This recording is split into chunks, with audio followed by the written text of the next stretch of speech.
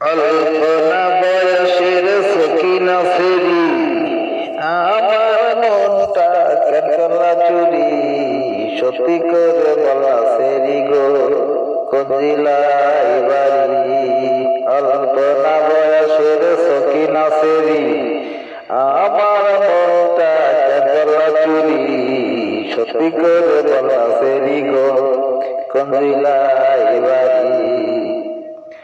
বাড়ি আমার ফুলতলা, বাপের নামটি আনা ভোলা, মায়ের নামটি কাঞ্চন মালা গো সেই ফুলে মালা।